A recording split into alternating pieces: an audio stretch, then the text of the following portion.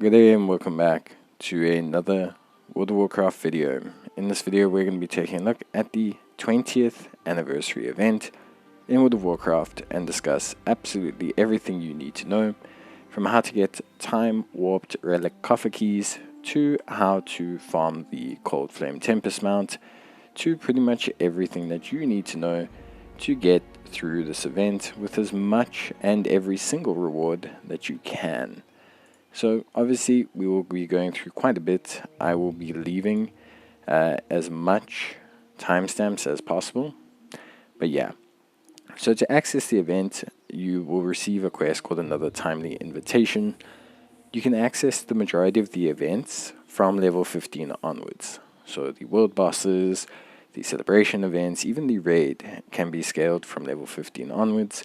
So for most players, I would suggest getting to there, and then you can access the event. There's a lot of buffs that you can obtain for EXP, reputation, plus also the event and the quests and different things that you do there can give you good EXP, gear, rewards, etc.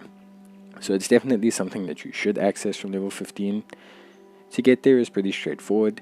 All you have to do is go to your main city, Orgrimmar or Stormwind, and then take the portal in the portal room to the Caverns of Time. Once you are there, walk out of the Caverns of Time and you will be immediately greeted by the event hub. Here you can take your starter quest, which mainly require you to speak to a couple of the vendors and the different activities. These will give you some starter celebration tokens, but from there, basically, we dive into the content. So now one of the main things that people are going to be asking, and one of the things we have to tackle first, is obtaining Bronze Celebration tokens. Bronze Celebration tokens are the main currency that you'll use to obtain a lot of the best rewards in the celebration. These include the majority of the new cosmetics, the older pets and mounts, the very special Tier 2 ensemble pieces that are now obviously done, the new Tier 2 armor sets. And so Bronze Celebration tokens are super important. Now obtaining them is quite time gated. You don't get them from boss drops and raids. You don't get them from dungeon drops. You pretty much only get them from the daily activity quest, which requires you to complete a certain amount of activity at the celebration hub, and from the weekly quests. There are weekly quests for PvP, weekly quests for the raid, weekly quests for killing time-walking bosses, weekly quests for world bosses. We'll be going through each activity, but it's mainly these weekly quests that will give you the tokens. We'll be going through all of them very shortly, so you don't need to panic about that. The main one will be your daily quest that can be accessible on each and every single character. Now, the currency is, of course, also warband transferable. So once you do get the currency rolling on a couple of your characters, you can pool it together to try and obviously buy whatever rewards are possible. Now the different vendors all have different rewards. We'll be going through that at the end of the video, but the Bronze Celebration tokens are one of the primary things that you basically will be able to use to buy the good rewards. There are other vendors that give out for Time Warp badges, etc., but we'll go through that in more detail later on. It's very important that a lot of your Khazar weeklies, so doing your troop, doing your Radiant chest, doing your reputation quest in Azj-Kahet, doing the Awakening the Machine quest, all of those things along with the special operations chests will give you celebration tokens as well. So you're not docked by going to do your weekly events in Khazar. You will still get celebration tokens. So don't panic about that. You can go and still do those events and you'll still come out pretty good. So let's talk about the weekly and daily quests, because obviously these are super important. Now the daily quest you can see I've already taken. It requires me to do a certain amount of activity related to the celebration. Defeating world bosses will count towards this. Defeating raid bosses will count towards this. But one of the main ways of completing this will be by clearing the rotating celebration events. In the celebration hub, there are 3 main events: Storytime with Cho, Mount Mania, and Fashion Frenzy. These give you a large chunk towards that bar. Something that's also very important with the daily quest is maintaining that buff. It's a 12-hour buff that will stack on top of your original anniversary buff, which means you can have a 20% EXP gain bonus, all the way up to having a 30% in total. Now there's quite a few different weekly quests. You will have the Timewalking dungeon quest. This one is incredibly simple. I won't even dedicate a section to this because you access it by pressing I, going through Dungeon Finder, and doing basically the Timewalking dungeons through Dungeon Finder for Classic. So these are 6 Classic dungeons. They've been revamped and scaled to a similar difficulty to Heroic level. It makes it very, very straightforward to do overall.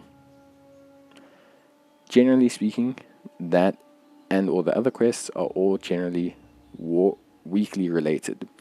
There are some, like for example the question quest, that will give you some time warp badges. Nothing too crazy. There are also some one-off quests, like your initial defeat of the boss from the raid, but a lot of them are weekly. The main weekly events are the raids, the dungeons, the PvP for Alterac Valley, the 2 world boss quests, and of course you do your daily quest every single day. These tend to add up quite slowly. I found that once completing all of my quests on my main character, I ended up having 26 of these bronze celebration tokens, but I was pretty much tapped out for the day on my main. Of course you can do some of them across your characters, but some of them are warband quests as well. The Codex scenario is a quest you can accept from Chromie. This requires you to do her scenario quest. We'll be talking about all of the events, and specifically each of the weekly events, in detail a bit further on. But this is a relatively simple, straightforward one. It takes honestly around about 10 minutes. It's not actually that hard, so I highly suggest that you obviously you should do all of them, but that one's definitely quite straightforward. The last couple main quests that you'll need to do is from the PvP quest giver. You can find them here. Soldier of Time, which requires you to get 500 honor and Korrak's Revenge. There are other benefits to doing Korrak's Revenge, and we will talk about it later on. And then the Timely Gatekeeper's quest, which requires you to defeat 3 bosses in Tanaris. There is also an Originals boss quest. This will also become available later on, and you will need to defeat bosses around the world. You can actually still take on these bosses right now, and the bosses will drop for the quest, so you can take them on later on. You don't need to worry too much about anything. You can go give it a go and take them on. But those are the major weekly quests. There are some other quests that you'll see pop up here and there, but the vast majority of them don't give you significant rewards or bronze celebration tokens. Some of them are simply just daily quests that you can do for a little bit of a boost, but that is the majority of the major quests that you need to focus on. So make sure that you pick these up and the daily. So now let's talk about the events in general. So the first one we'll talk about is the World Bosses Tanaris. This requires you to defeat basically the 3 world bosses that you can find within Tanaris. So you don't have to go too far. All 3 bosses are there. You'll generally find trains running through each boss quite regularly without a lot of difficulty. Each boss drops a veteran piece of gear, or has a chance to daily, so it's a great way to grab gear every single day. But on top of that, you do get the Gatecrashers achievement. There are 2 of them. There's a Gatecrashers achievement for defeating 1 boss, and a Gatecrashers achievement for defeating all 3 of the bosses. You only need to defeat 1 of the bosses for the amount required achievement. These are obviously necessary for the weekly chest, so they will give you bronze celebration tokens upon that weekly chest. But that's really about it. The bosses are not ostensibly too difficult. I will say for the most part, you should be more than fine.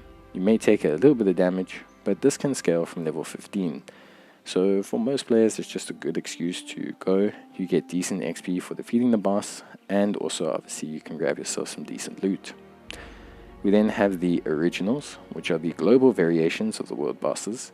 Again, there is an achievement required from defeating at least 1 of them. That is required for the Coldflame Tempest mount. The achievement for defeating all 3 of them is not required for that mount, but it is still an achievement you may want to get. These are located around the world, and you can see them symbolized by their little portraits. Obviously, you can access them through various portals that you can just access underneath your major hub city, but generally speaking, they are the exact same premise as the bosses in Tanaris. So you just need to defeat them for the achievement, Because they're so far out the way, I wouldn't recommend daily farming them, but they do drop veteran gear daily. The next achievement or the next event is the Chromie Codex event. This basically is a kind of constituted variation of the Anchorage, Gates of Anchorage event. So basically you go through a little scenario where you take on various different stages of the scenario. For the most part, this doesn't do too much. It gives you a weekly chest, which is quite important. That obviously can drop you some decent gear, rewards, and bronze celebration tokens. You do have to do the event at least once if you wish to get the Coldflame Tempest mount. And of course there is the little added bonus of the Chromie's premium goodies, which does give you a little bit of additional value. So you get, some more resources. You do get a little piece of 570 gear. It's not terrible, and it is warbound gear, which is nice. So running this event on your main does mean you can get gear for your alternative characters, which at the end of the day I think is not such a bad thing. So for the most part, I think you should be pretty good, and yeah, you should definitely make sure that you do it. Obviously, on top of all of that, it is an actual scenario. Now, the scenario itself is not something that is too difficult. Most players should handle it more than fine. A lot of the events and scenarios are pretty straightforward, and genuinely speaking, there's just not anything too crazy that I would recommend players worry about. For the most part, I find that the scenarios are all fairly simple and straightforward. One thing I will say, basically, to cut a long story short, I do find that the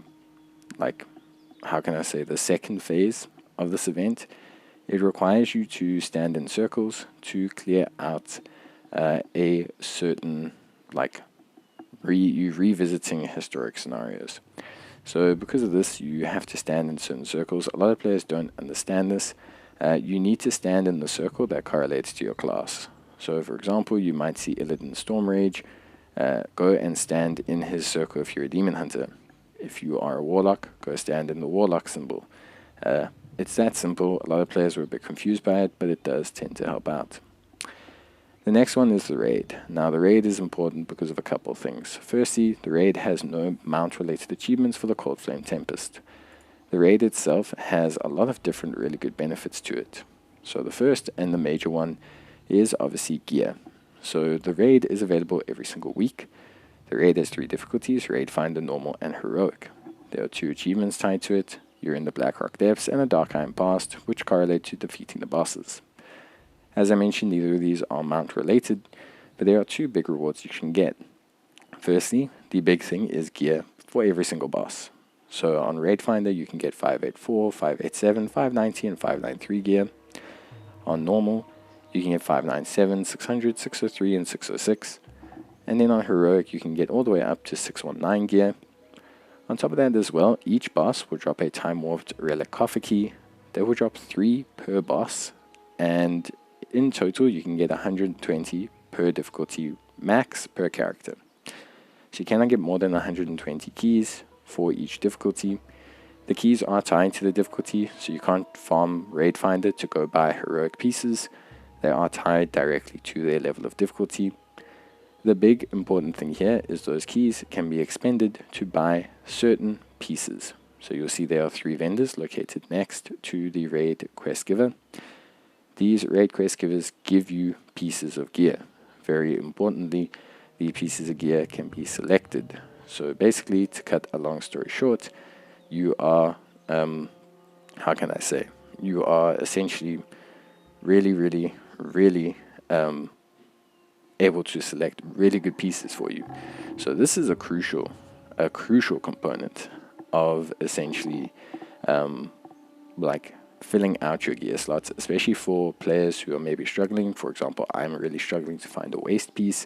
It's a great opportunity to go and grab those pieces.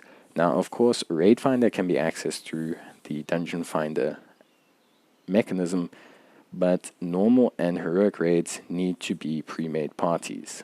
You will have to form them via the pre-made group option. You will then obviously have to come speak to Moira and enter the raid through there. You can see the raid finder difficulty being available via the dungeon finder, but obviously for a party you are going to have to consider item level, as although it is scaled, it does help a little bit with just more the rarity of the gear, the stat distribution, etc. So you can see here the LFR variation. As far as I know, the heroic and the normal are scaled differently to LFR. It's not just like they are the same thing. For all intents and purposes, they are gear scaled. So they are not exactly the same as Elduar and Black Temple, as far as I understand. You can access pre-made party, obviously, through the Legacy Raid section of the pre-made group. I highly suggest, depending on what level of player you are, that you definitely consider doing this. Although there's no mount or anything directly tied to this, honestly speaking, being able to select gear pieces is something that is still very, very good. There are some really cool set pieces that are actually really, really solid from Blackrock Depths. So it's not just the fact that the gear you get is really, really good. There's actually some really interesting pieces within Blackrock Depths itself. For example, there is a Mason offhand combination called the Lingering Dark Iron Grace set. This will actually give you a set bonus for weapons, which is not common currently in, obviously, the retail scenario. A lot of the weapons and rings and the various items have on-equip effects, so they are actually some really, really cool pieces that I think players will be very interested in. So even if you're someone who's done heroic War Within raids, take a look at the loot that can be obtained. You can check it through the adventure guide by clicking on raid and clicking on the various different bosses, and you will find that there is honestly a really, really, really good selection of loot that you can kind of take a look at. So for me personally, the raid is a really good component, obviously from a gearing point of view, but I really think the scaling and the way they've brought the set pieces back, I think is really, really cool. And obviously there's a cosmetic incentive as well. So then there's the raid, but then we can talk about the PvP. So PvP is actually pretty straightforward. There's one weekly quest for it. It will give you some PvP rewards and honor, which obviously is kind of standard for your open battleground PvP. But there are two other rewards that you can grab from here, which I think players will be interested in. Firstly, there is a PvP vendor. That PvP vendor sells PvP related 5-for-1 item level gear. There's also a very special toy item that you can buy within the raid itself. The raid itself will allow you to fight, or the PvP battleground will allow you to fight a boss called Korrak that if you defeat will unlock the ability to buy a certain item. You can obviously farm honor from this event, but also there actually is a really, really cool mount, or two mounts I should say, that you can obtain from the event. Now there is no necessary achievement from PvP for the Coldflame Tempest mount, so you don't have to worry too much about that aspect. But if you are interested in farming all of the mounts and getting everything from this event, you will have to participate in at least one Alterac Valley, and you will have to finish that Alterac Valley. So as you can see here, we have the special 5-for-1 gear. It can be achieved by completing this quest, which requires you to defeat Korrak in the middle of the map. It's going to depend a lot on your group. Obviously, all of your gear is scaled down, but from what I understand, the 5-for-1 gear is not, but I can be corrected, and I would love to see in the comments. Speak to the vendor once you spawn in, and you can buy Frostwolf Insignia, which is a really good item that you're going to need for this special kind of event. For anyone who hasn't played Alterac Valley, it is an experience. That's all I can say. But do not give up. There is a special bonus objective that will be completed once you finish the Alterac Valley, whether you win or lose. That will give you 200 Time Warp badges, and it will give you 2 mounts. You will get both mounts regardless of whether you are Horde or Alliance, so I highly suggest you do it. Now we move on to the side events. These are the daily events that players can participate in to obviously achieve and fill up their daily quest bar. The first one we'll tackle is Fashion Frenzy. There are 2 achievements here, Fashion Critic and Big Fan. Fashion Critic is mount required and requires you to simply cast 1 vote, whereas Big Fan requires you to cast 20 votes, but it is not mount required, but you can do it pretty easily. This event requires you to transmog. There's a transmog vendor behind the stage, but you can probably use one of the mounts that people have. You'll be given a theme, you will transmog, and then all the players, once their time is up for getting ready, will go to the table, pick up their votes, which you'll want to do as well, and then you can cast up to 5 votes. You can cast whichever character you believe deserves it the most, and that character will then be placed on stage as the winner of the event. It's just cool overall. Mount Mania is also a special event. You can do this one very easily. The NPC will cycle through 15 different mounts. Players will have time to mount up on their mount. Mounting up on exactly 1 matching mount will net you the achievement. I have that one, and then Mount Master requires you to do that 20 times. It's very important to mention that the mounts that the NPC has, generally speaking, there will be 1 or 2 that are very accessible for a lot of players. So don't panic too much. You can Google which mounts that the NPC has, and you should be able to come out basically pretty well. One thing I will mention, and you will see it mentioned on all these side events, once you have obtained 100 bronze collection tokens, these events can then start to drop bronze collection tokens. So they don't drop any in the beginning, but once you have completed collecting 100 and obtained the achievement, you will then be able to collect from these events. So it's important to work your way steadily up to 100 so that you can do these events to continue reaping rewards later on. So these events shouldn't get too old and always have a purpose. For story time, you will have to listen to Lore Walker Cho. This one's very simple. You stand in the area and just click on the reaction buttons that pop up. The Peanut Gatherer is probably the only achievement you won't be able to do first time, as it requires you to get 50 reactions, so you'll have to go a couple times. The other achievement is to listen to all 3 stories, which honestly isn't that difficult, especially since you'll probably do so in the course of the first achievement. These events cycle in a 15-minute format, and whenever you're in the hub area, you can see what event is next and whether an event is active at the top center of your screen. So you don't have to worry about keeping track of what's happening. You can see it pretty easily. The Pet Corner and the other events are all side content, but we'll go through them anyway, as some of them are required for the Coldflame Tempest mount. In the Pet Corner, you can loot a chest, which you saw me loot there, next to Pedra. There you will find a mirror. Once you summon a pet, use the mirror on the pet and you will achieve the Pet Mischief achievement. Whilst in this form, you can scratch vendors, but most importantly, you can find yourself a bunch of different Zoomy streets. These streets are actually really, really cool. They essentially net you like super speed buff, and you can run around the event really, really fast. The Zoomies achievement is not necessary for obtaining the Coldflame Tempest mount, but it is obviously one you may want to collect. So yeah, pretty straightforward. So obviously that is the Pet Corner, but there are some other side events as well that you can gladly do. Also some requiring you for the Coldflame Tempest mount. Balloonist is one that's required. You have to ride a balloon. Frequent Flyer requires you to ride all 4 types, the bronze, the dark blue, the light blue, and the gold. These achievements are pretty achievable. I know that's a bit of a silly statement. You'll see them floating around in the event hub, basically as you are kind of motoring. Obviously, flying towards them and trying to mount them is a bit difficult, and dismounting mid-air can be quite hard.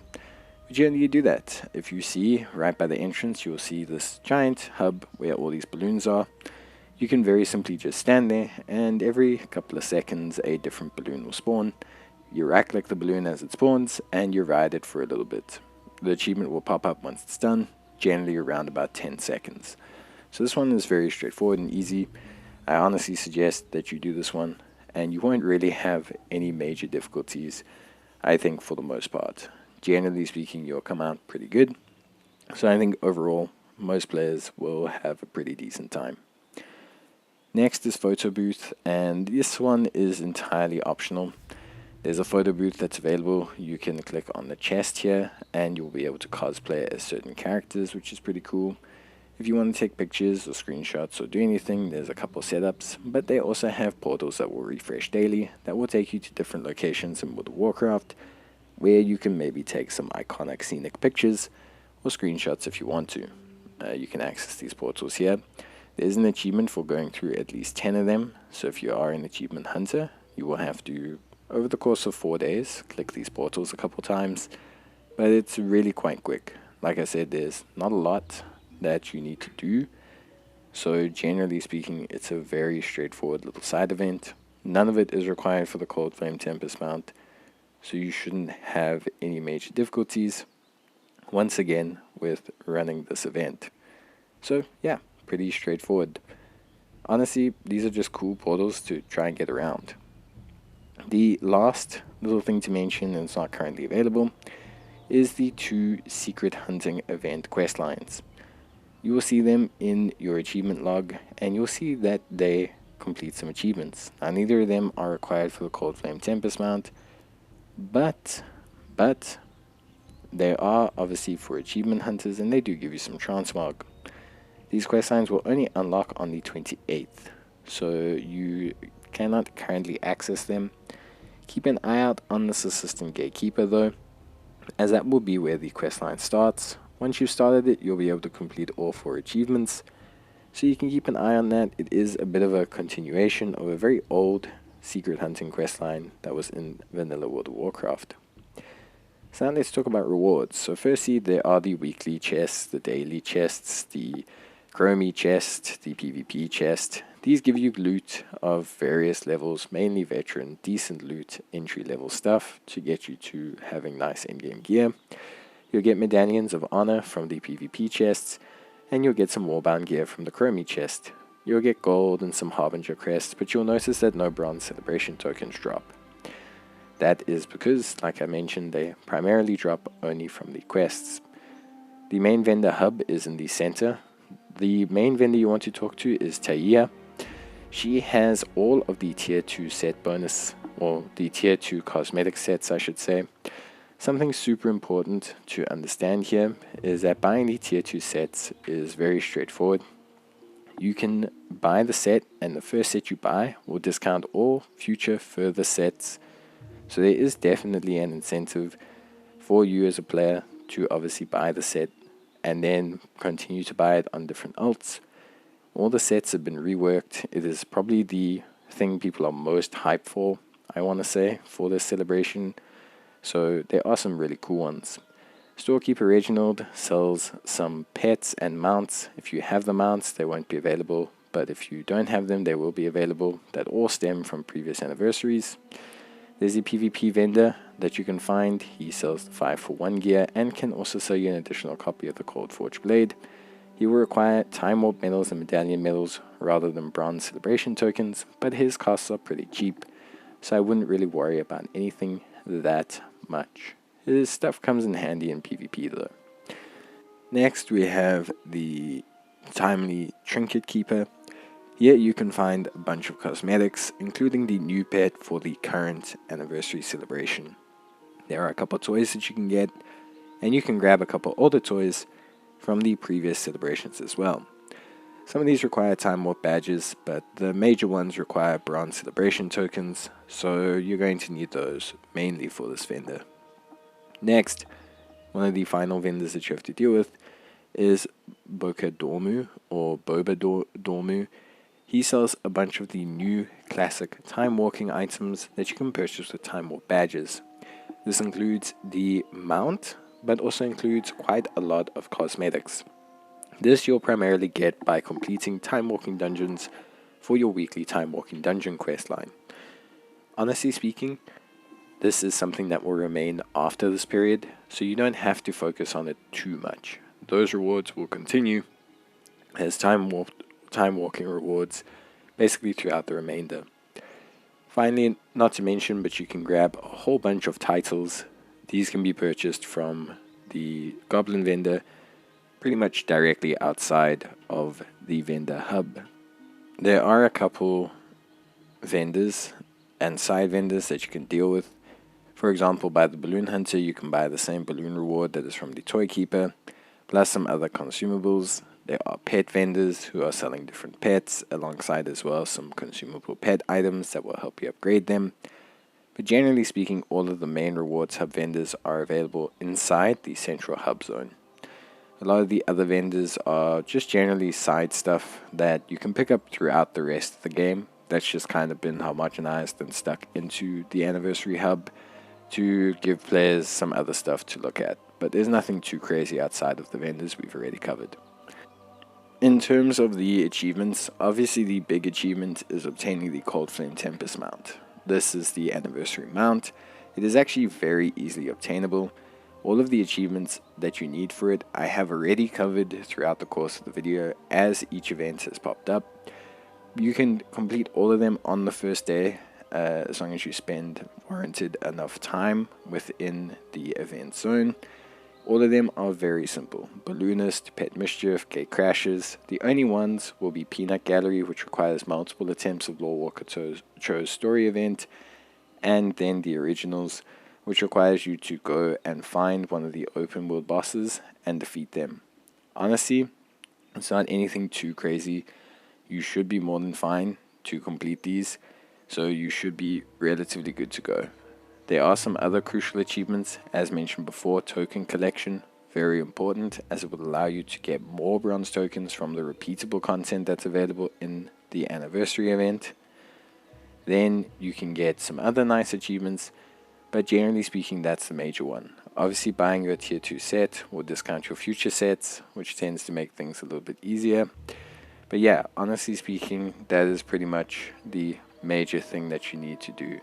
So I find it to be a very, very, very simple type of event. Last but not least, the raid vendors. So you have the raid vendors that you need to obviously go to. We've covered them in general, but obviously your Timewarped Relic Coffer keys are only exchangeable here, and you should exchange before the expiration of the event, as it's going to be pretty crucial towards obtaining yourself gear that you will need. Lastly, before we end the video, I'd like to just talk to you guys about what I think you should be doing during the course of the Anniversary, so you are not getting too distracted, or so that you feel like you have a bit of a guideline. So obviously every day you should be logging in on whichever characters you want to perform the daily quest. It's important to understand that the buff only expires while you are logged in, so if you are looking to maintain it on multiple characters, you only have to refresh it once it runs out. The weekly quests are something that you should be doing across as many characters as you can, just due to the rewards. The bronze celebration token rewards are gated a little bit, but you can get more if you do them on a couple else. I highly suggest you start with the LFR raid if you are someone who's not interested in higher difficulty. Otherwise, start with Codex Scenario, then queue for Alterac Valley, as it can take a while. Alterac Valley is probably the longest and hardest one, as generally you can be locked in that hell for a very, very long period of time. The world bosses are incredibly easy, and you can do them every day if you wish. I honestly don't suggest doing them every single day, unless you are someone who is just dinged max level and is looking for some really, really cheap, easy veteran gear. But with all of the events that you're doing, the time walking dungeons, the raid, the boss gear does tend to really, really run out like super duper quickly. Obviously, each boss has a mount that can drop. The Hell Reaver drops a guaranteed mount, but the other two have a chance for a mount to drop. So I do highly suggest that you do all 3 Tanaris bosses every day until you have all 3 mounts that drop from them. It's just generally what I suggest you do. Aside from that, you should be pushing the raid as much as possible. It is a little bit easier than your standard normal and heroic raids. The groups are going to be well geared because of War Within. The parties and tactics are not too difficult by like modern day standards, and it's a great opportunity to get yourself really good gear. So I highly suggest you do this. Other than that, that's pretty much it. I hope you guys enjoyed the video. Let me know if you have any other tips and tricks. But yeah, that's pretty much going to be it from me. See you guys next time. Bye.